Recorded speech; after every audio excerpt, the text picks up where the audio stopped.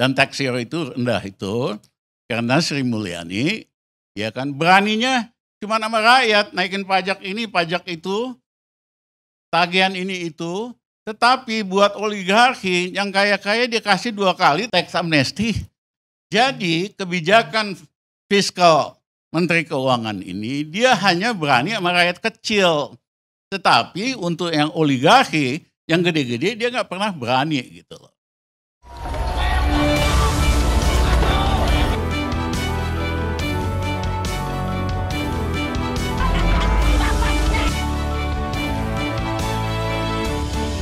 Baik, sekarang giliran Profesor Rizal Ramli.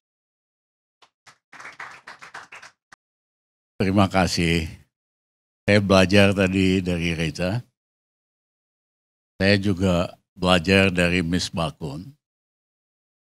Dia loyal kepada institusinya, yaitu Dirjen. Ya, loyal sama institusi boleh dong. Ya, misalnya pada waktu kasus Sambo, saya di WA sama pejabat tinggi Polri, Mas Rizal gimana menurut Mas Rizal kasus ini?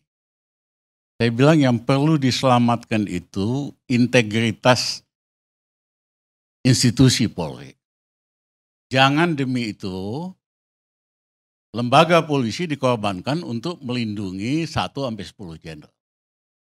Dan kemudian jadi policy lah, selesaikan masalah.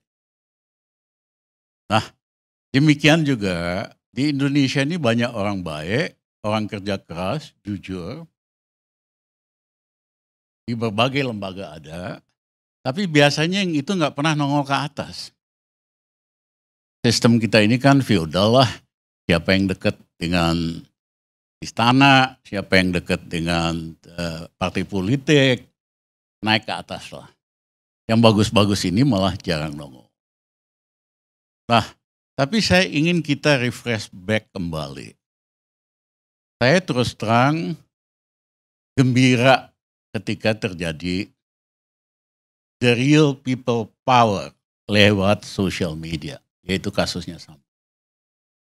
Karena jutaan yang concern dengan segala dimensinya, akibatnya lembaga Polri sendiri mau tidak mau harus menindak tegas Sambo. Itulah yang pertama kali saya lihat the real people power lewat social media. 1.0. Saya sekarang lihat kasus ini hampir sama. Ini bakal bisa jadi real people power lewat social media 2.0. Ya, yaitu tuntutan kepada oknum-oknum pajak atau keuangan untuk jangan lagi lah hedon, jangan lagi korup gitu. Nah, Bang Karni, saya kasih contoh sederhana. Waktu saya diangkat jadi ketua Bulog, kita tahulah zaman itu Bulog. Uangnya banjir, Pertamina dan Bulog itu jadi alat untuk nyebar duit lah, macam-macam dan sebagainya. Apa yang kami lakukan? Satu, dana off budget yang besar sekali, puluhan triliun, kita bikin on budget agar supaya semua itu transparan dan terbuka. Tidak ada lagi biasanya ketua Bulog tinggal kasih duit sama politisi ini sekian pakai uang cash, kasih ini organisasi atau menteri, ya kan? Itu jumlahnya luar biasa lah. Nah yang kedua, tetap di dalam sistem yang begitu, ada memang pegawai-pegawai yang brengsek, bukan mayoritas. Kami lakukan quote unquote interview di birokrasi itu sederhana. Tanya pejabat 3 level di bawahnya, tim saya muda-muda, pinter-pinter, ngajak ngopi, tanya bagaimana nih bosnya gini. Wah ini si bos ini main di karung. Wah si bos ini ya kan, dia supaya anaknya bisa masuk di universitas bayar sekian dan sebagainya. Harus dari 3 sumber. Ya kan, dan bukti-bukti yang lain. Akhirnya saya kumpulkan 50 orang. Saya bilang saya mohon maaf, harus ada shock terapi. Karena kultur begini nggak benar. Pegawai Bulog itu gajinya di atas gaji PNS, ada lagi gaji Bulog. Rumah disediain buat pejabat, kesehatan dibayarin. Paling top lah jadi pegawai Bulog apa Pertamina pada waktu. Tapi kalian masih ngaco-ngaco juga. Saya minta yang hadir di ruangan ini mengundurkan diri. Kalau enggak, gue bawa ke pengadilan. Beberapa yang bandel saya bawa ke pengadilan. Ya, kemudian kita benarin accounting sistemnya. Jadi di dalam negara yang korup, kadang-kadang pendekatan terapi yang shock terapi itu diperlukan. Tapi habis itu sistemnya mesti dibenahi. Jadi kita kombinasikan antara stability and change. Ya, itu yang kami lakukan di Bulog. Hasilnya apa? Tahun pertama saya di situ kita naikkan keuntungan Bulog 5 triliun hanya dengan langkah-langkah begitu. Nah, saya mohon maaf, di pajak nggak semua, saya setuju sama Miss Bakun. Banyak yang benar, yang lurus, ya, yang amanah. Ya, beberapa datang sama rumah gua lapor lah. Siapa aja yang brengsek apa segala macam lah. Nah, poinnya adalah ada yang tetap brengsek di situ. Dan kekayaannya luar biasa besarnya. Di luar kewajaran. Dan terjadi dagang dengan wajib pajak. Misalnya ada satu kasus, wajib pajak, pajaknya perusahaan yang harus bayar 1,5 triliun. Damailah dagang. Cukup yang dikenakan pajak yang 1 triliun, yang 0,9 triliun dihapuskan. Nah, yang kedua, 200 miliar dibagi-bagi, direktur dapat berapa, ini dapat berapa, wakilnya apa-apa. Nah, ini sering terjadi. Dan sebetulnya waktu kasus Gayus, Pak Panggarni kan tahu. Ya pegawai golongan nggak jelas lah, di bawah banget gitu, 78 miliar. Waktu di penjara aja masih sempat nyogok sehingga bisa lihat tenis di Bali ya. Nah, pada waktu itu Menteri Keuangan Sri Mulyani pidato untuk meningkatkan pencitraan. Tidak akan ada lagi kasus ini. Tidak akan lagi terulang. Apa yang terjadi? Makin banyak kok, makin masif kasus-kasus kayak begini. Kasus dagang dengan wajib pajak ini. Ya, dan nggak ada tuh tindakannya, cuma sekedar exercise PR aja. Tidak ada terobosan untuk memperbaiki sistem dan sebagainya. Nah, kalaupun ada, itu kan ada datanya semua. 10 tahun terakhir adalah data kekayaan macam-macam. Data itu digunakan nggak untuk analisa? Unfortunately not. Karena kalau dilakukan analisa pasti ada yang kena kok. Pasti ada yang ini. Ya. Nah, jadi kepatuhan sekedar formalitas dan administratif, bukan substantif. Ya.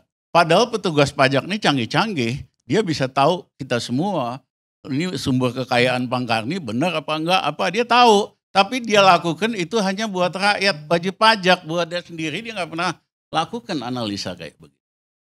Nah, menurut saya perlu shock terapi, benahin sistemnya.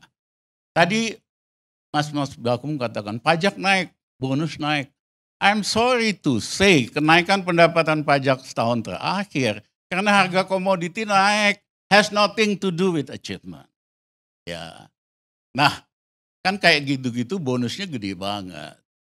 Ya, jadi poin saya sistem itu achievement dan bonus mereka kan tinggi sekali. Ini gajinya 2 kali pegawai negeri plus bonus-bonus luar biasa, bikin ngiri departemen yang lain. Tapi juga ada kewajiban dengan gaji yang udah lebih cukup itu jangan main-main lagi dong. Nah, kebanyakan tindakan yang dilakukan itu administratif. Misalnya ada nih yang melakukan pelanggaran, main 4 kali lipat dengan wajib pajak.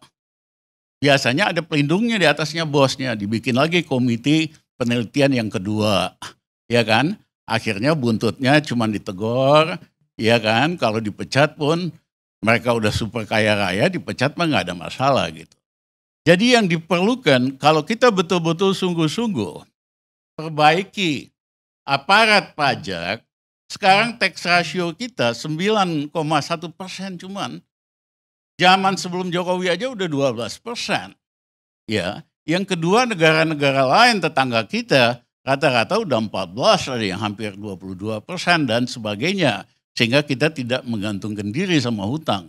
Tapi karena tax ratio kita rendah sekali.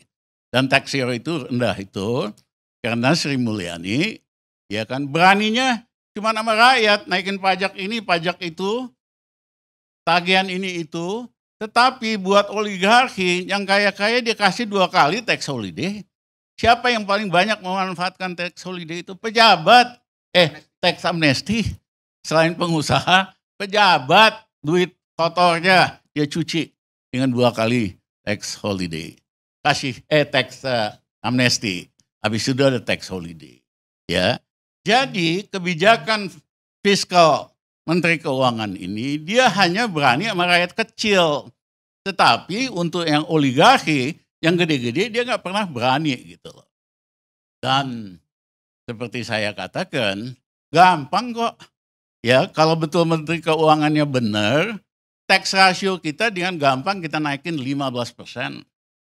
Kuncinya nggak ada lagi 40 lipat, pejabat pajak nggak lagi dagang soal kewajiban pajak yang berlaku ini. Jadi sistemnya pajak yang canggih ini pintar-pintar loh, ini kan sekolahan semua. Itu dipakai hanya buat monitor rakyat wajib pajak, bukan buat monitor diri mereka sendiri. Terima kasih. Ya, mungkin tambahannya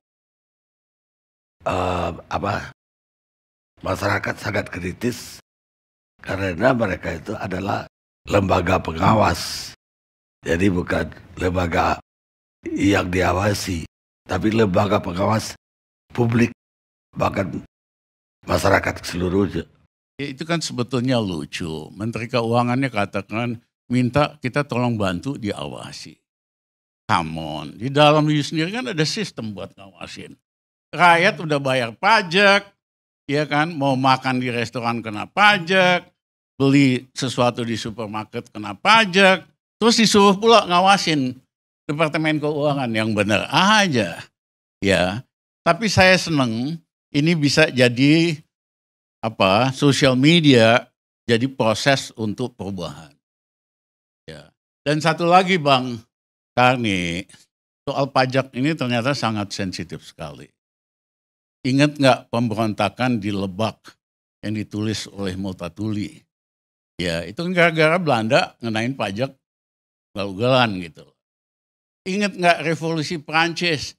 Raja pesta-pesta, akhirnya pajak rakyat dinaikin, terjadi revolusi. Ingat nggak kenapa Amerika bisa merdeka? Revolusi Amerika karena pajak. Karena pemerintah kolonial Inggris naikin pajak teh. Rakyat di Boston marah, tehnya dibuang ke laut. Terjadilah revolusi. Jadi soal pajak ini sangat sensitif sekali. Ya, dan pemerintah yang korup biasanya itu subsidi terbalik. Harusnya dari pendapatan pajak ini untuk subsidi rakyat. Tetapi yang terjadi dengan hedonisme ini, rakyat biasa wajib pajak mensubsidi korupsi dan hedonisme pejabat pajak. Jadi subsidi terbalik ini. Ya, dan ini masalah yang sangat besar sekali. Saya gembira reaksi rakyat luar biasa besar, ya kan. Mudah-mudahan momentum ini dipakai untuk membenahi. Saya setuju sama Miss Bakum, banyak sekali orang baik, orang lurus di departemen-departemen. Saya kan udah pernah jadi menteri di berbagai kesempatan. Tapi tetap aja ada yang brengsek. Ya, nah brengsek ini kita mesti sikat supaya Indonesia tax ratio-nya naik dari 9% ke 15%. Sehingga kita nggak perlu ngutang terlalu banyak gitu loh. Terima kasih. Baik.